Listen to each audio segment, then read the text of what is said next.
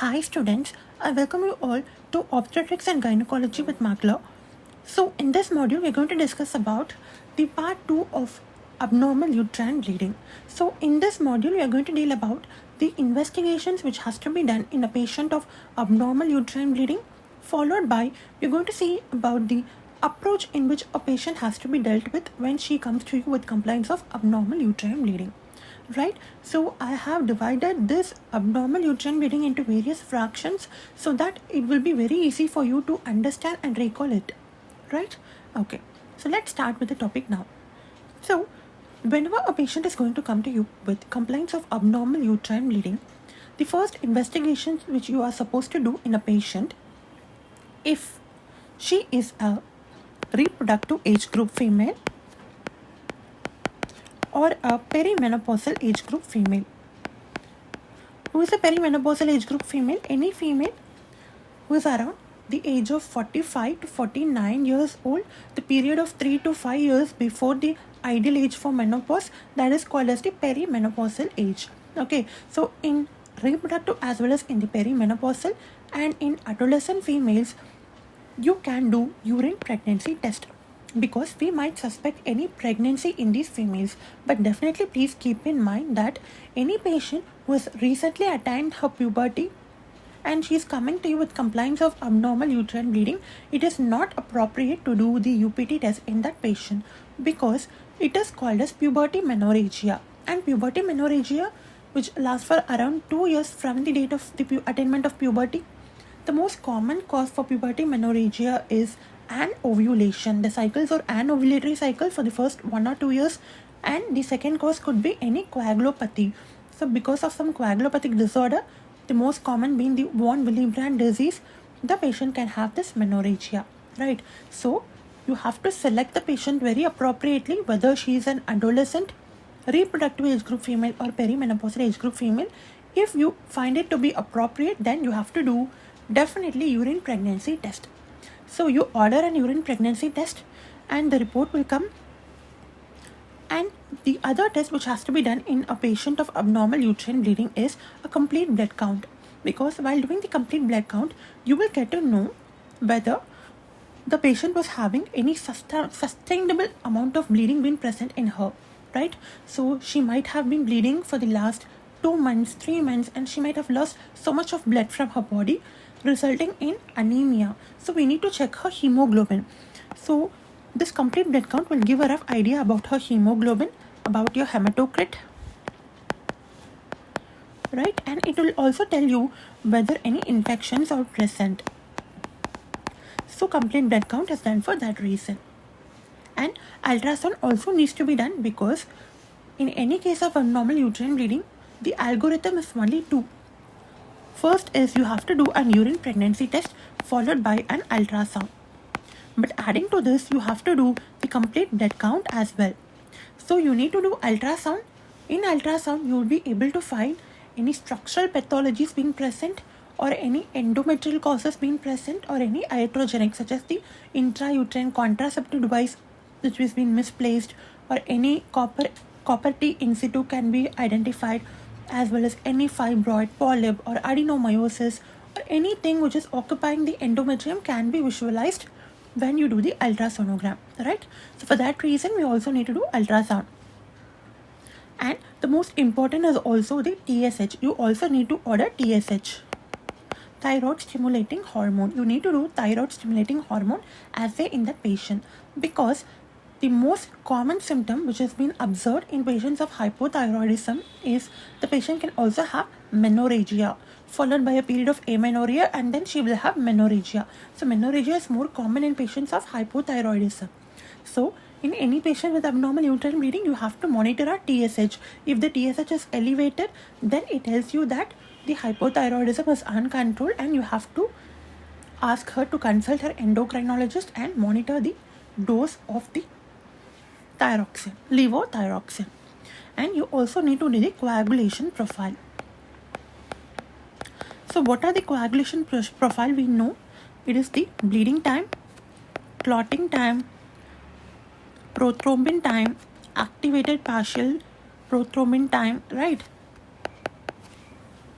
So these are the coagulation profile. And once you do the coagulation profile and you find it to be very significant, then you need to suspect the most common coagulopathy disorder, that is von Willebrand disease. So if you are suspecting von Willebrand disease, you have to do von Willebrand factor as well as factor number 8. So you need to send it for von Willebrand factor and factor 8 assay, right? If you are suspecting any coagulopathic disorder such as the von Willebrand disease. Is that clear? Yes. And then you also need to order serum ferritin in order to find whether the patient is having any iron deficiency anemia, followed by whether the patient has lost severe amount of blood from her body resulting in anemia. So in order to ascertain that, you have to do serum ferritin as well. So the ideal investigation which has to be done in a patient of abnormal uterine bleeding, or most importantly, those are two. Initially you do UPT followed by ultrasound. But along with that, you also need to do the complete blood count, the thyroid stimulating hormone, and the coagulation profile, and you also need to do the serum ferritin. Is that clear? Yes. So this is all about the investigations which has to be done in a patient of abnormal uterine bleeding. Okay. So now, before discussing about the further algorithm of how you need to treat a patient of abnormal uterine bleeding, we are going to discuss about the estrogen and progesterone. See, gynecology is all about the estrogen and progesterone. So now we need to deal with the estrogen and progesterone basics so that we'll be able to know what is the most common cause of excessive bleeding per vaginum in a patient. So, starting with the main function of estrogen is to prime the endometrium. So estrogen is going to prime the endometrium, which is the uterine cavity. This estrogen is going to cause the proliferation of the uterine endometrium, right? Estrogen causes proliferation of the uterine endometrium, where the gland is to stroma ratio is around 1:3. Gland is to stroma ratio is around 1:3. So proliferation of the uterine endometrium is brought about by the estrogen. But suppose in certain patients, if there are increased amount of estrogen in her, this increased amount of estrogen will cause hyperproliferation of the uterine endometrium, right? It will cause hyperproliferation of the uterine endometrium. So therefore, the gland is to stroma ratio will get altered, where the uterine glands are going to increase in number. So when there is going to be proliferation of the uterine glands, it is called as endometrial hyperplasia, because the endometrial thickness is getting thickened, and it is because of the fact it is due to the proliferation of the uterine glands. So now you tell me, in which patients there will be increased amount of estrogen in her body. So any patient who is obese, in obese patient there will be excessive amount of androgens. These androgens will get converted into estrogen in the adipose tissue, right? So therefore in obese patients there will be increased estrogen. And any patient who has attained her menarche very early in life and was attained menopause very late in life, these patients are at increased risk because they are exposed to this estrogen hormone for a significantly increased period of time when compared to other normal female. Let's say, for example, if a female has attained her menarche by around 8 years and she has attained her menopause by around 55 years. So ideally 3 to 5 years before and 3 to 5 years afterwards, she has attained her menarche and attained her menopause. So these period of 3 to 5 years, she is at increased exposure to this hormone estrogen. So any patient of early menarche, late menopause, there would be increased amount of estrogen. And any female who is a nulliparous female, any patient who hasn't experienced any pregnancy until now in her life. So any patient who has never conceived in her life, she is a nulliparous female. And in nulliparous female, since she has not conceived at all in her lifetime, and since she hasn't breastfed her baby, she is in regular active menstrual cycle every month. Let's say, for example, if this female had a conception, then she will have been restricted from this menstrual cycle for a period of around 10 months, followed by few months for lactational amenorrhea, right? if she has been pregnant for one time at least, during pregnancy there is no menstrual cycle. Yes, so if she has been pregnant for at least once, then for 10 months she won't have her periods. Adding to that, she will also be in lactational amenorrhea, because while feeding, because of the negative feedback of prolactin, there will be amenorrhea, that is absence of menstruation. So if a patient is being pregnant, because of pregnancy she will get 10 months of amenorrhea, and because of lactation she will also get amenorrhea. So around for roughly 10 to 15 months the female will be refrained from the menstruation. But in nulliparous female, she is actively menstruating every month in her lifetime. Let's say for example now she is 35 years. So for all these, right from starting 12 years and right till now, that is 35 years, she has been menstruating daily, corresponding to the menstrual cycle. Yes. So every month she is going to have a menstrual cycle, right? She is having a regular 28-day cycle. So once in every 28 days she is going to have a regular menstrual cycle. So until 35 years now, starting from 12 years, she is having her regular menstrual cycle, that is monthly one cycle. So she did not had any break because of pregnancy or lactation. So since she hasn't had any break from the menstruation, she is at increased risk of increase in estrogen in her body, and this increase in estrogen will also lead to proliferation of the uterine endometrium. Is that clear? Yes. And then hormone replacement therapy. So any patient who is going to take hormone replacement therapy, there is going to be increased amount of estrogen in her body. And certain tumors of the ovary, such as the granulosa cell tumor of the ovary, which is actually an estrogen secreting ovarian tumor, right? So because of that fact also, the patient can have unopposed estrogen in her body. And in conditions such as PCOS, polycystic ovarian syndrome, where we can see unopposed estrogen, because of unopposed estrogen in the body, the patient can have increased amount of estrogen in her.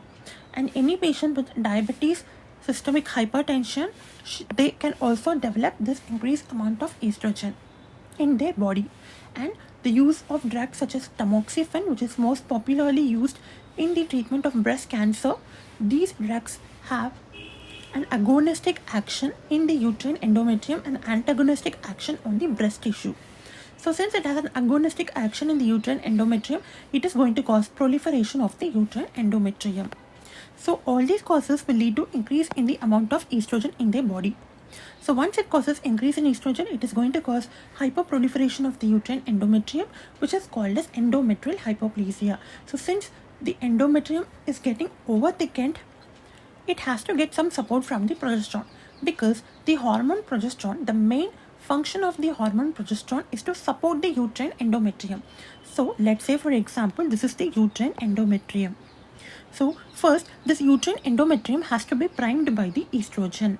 So this black one is the estrogen. This black one is the estrogen. So first, the uterine endometrium has to be primed by the estrogen, where it causes proliferation of the uterine endometrium.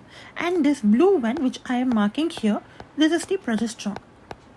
So the main function of progesterone is to support the uterine endometrium. So now as you can see here, the entire blocks are actually closed. So the progesterone is actually supporting the uterine endometrium. But in patients where there is increased amount of estrogen, unopposed estrogen, which is not acted upon by progesterone, in those patients what will happen is there will only be estrogen.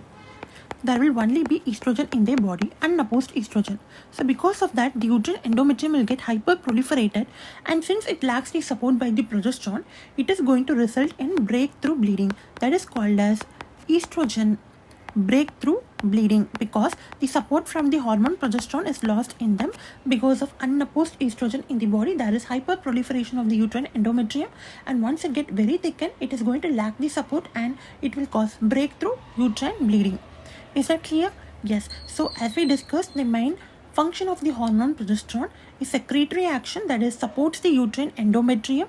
And to be more factual, as we see, estrogen proliferates the endometrium, progesterone anti-proliferative action. Progesterone has an anti-proliferative action on the uterine endometrium. Estrogen brings about proliferation.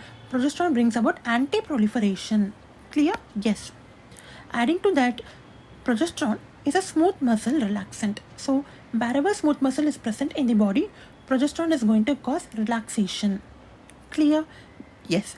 And the most important point is that progesterone will only act in a uterus which is primed by the estrogen. If estrogen is not acting on the uterus, then definitely progesterone will never act on the uterus which is not primed by the estrogen. So as we discussed, estrogen will cause hyperproliferation of the uterine endometrium. Only progesterone will cause endometrial thinning and atrophy of the uterine endometrium. Right? Estrogen proliferates. Progesterone anti-proliferates. So only if you give progesterone to a patient, it will cause endometrial thinning of the endometrium, and significantly it will result in endometrial atrophy. Clear? Yes. So this is the main function of the hormone estrogen and progesterone. So having discussed about the estrogen and progesterone, now we will move on to the approach to a patient with the case of AUB. So any patient who is coming to you with the complaints of excessive bleeding per vaginum, what are you going to do? So now let's say a patient has come to me with complaints of increased bleeding per vaginum. Now the first point is that I told you have to do UPT followed by ultrasound. In order to do UPT, you see the age of the patient. If she is a reproductive age group female or a perimenopausal age group female, it would be appropriate to do the UPT. So do the UPT, and once you do the UPT, the result will come as either positive or negative. So before discussing about that, you tell me one thing, why you are doing UPT in a patient with AUB? It is because of the fact that we all know that if a female is going to get pregnant, the blastocyst is going to get implanted in the endometrium. It is going to get implanted in the uterine endometrium. So if the blastocyst is going to get implanted in the uterine endometrium, which is called as the process of implantation, this implantation will result in bleeding. So bleeding at the time of implantation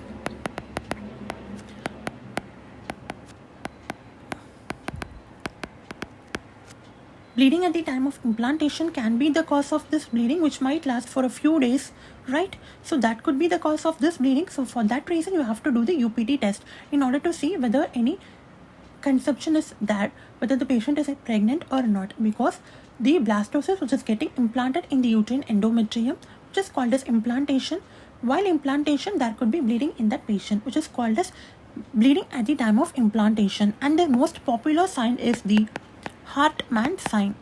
Most popular sign of bleeding at the time of implantation is the Hartmann sign. Clear?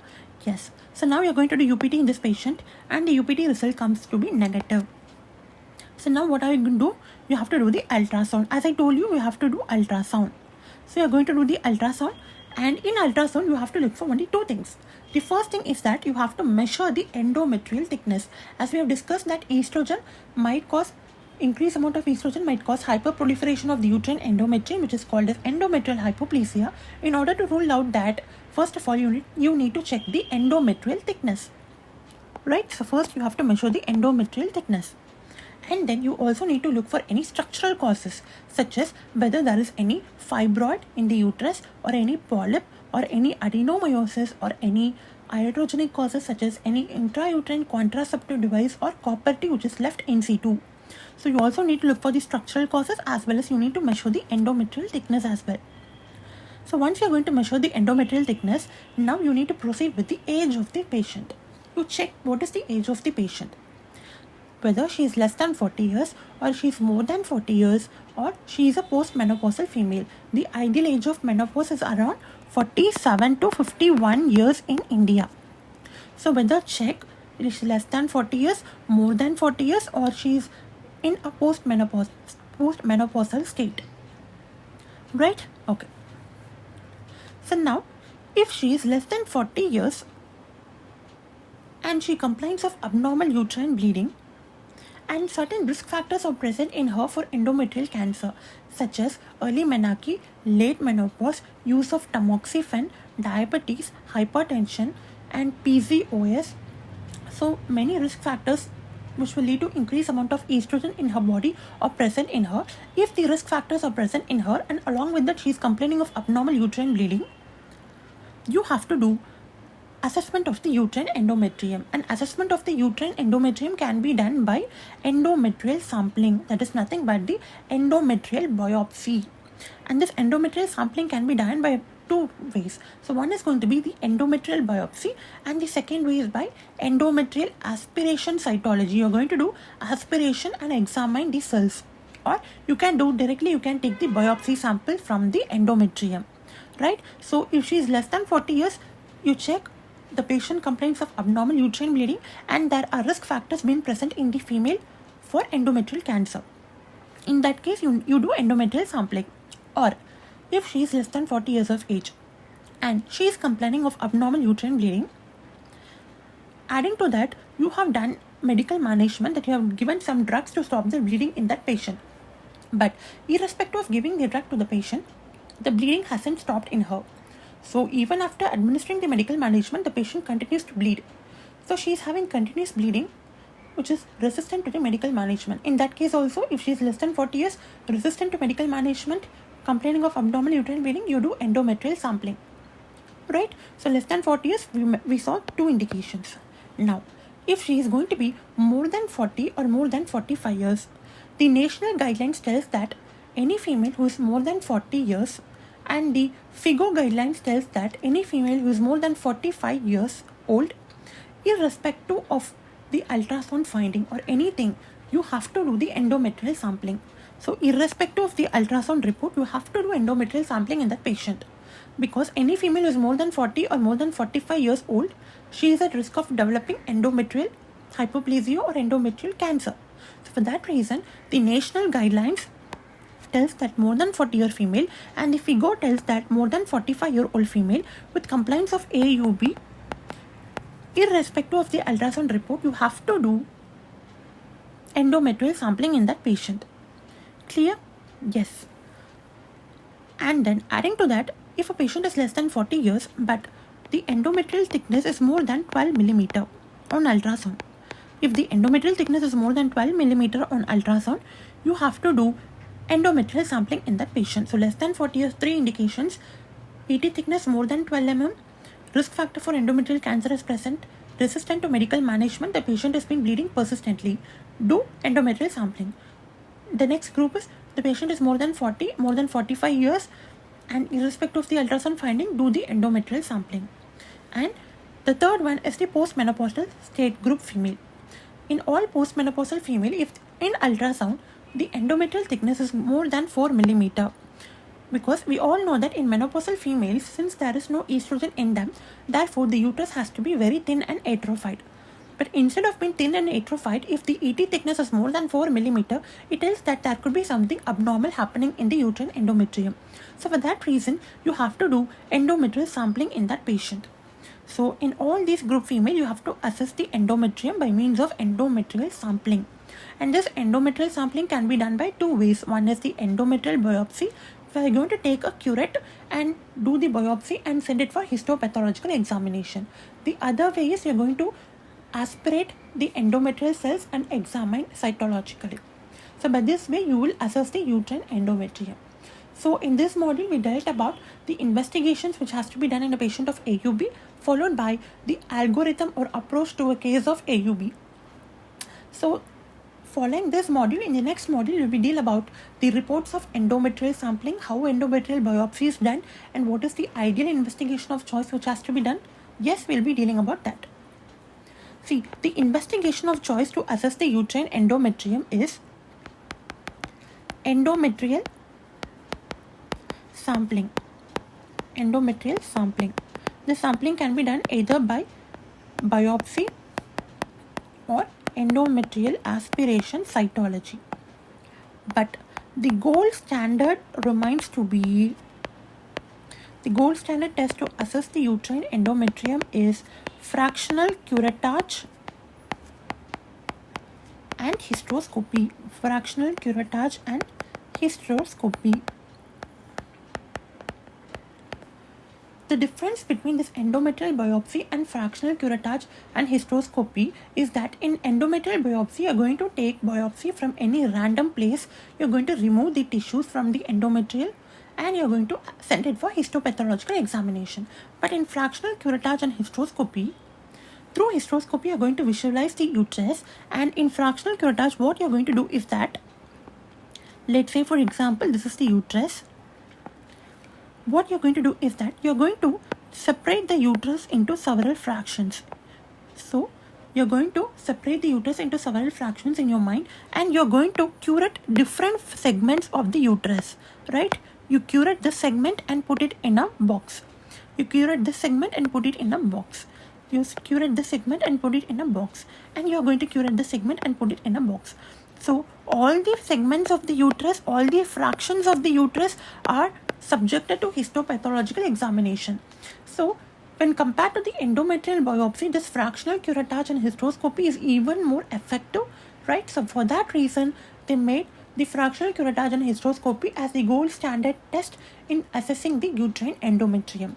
So all the details about the endometrial biopsy and fractional curettage and hysteroscopy will be dealt in the subsequent modules. So please keep studying, students. If you have any doubt, please reach to us in the Mackler handles, and please subscribe and follow to the Mackler YouTube and the Instagram handle so that you will get the day-to-day updates as well as the daily releasing video modules. Okay, thank you.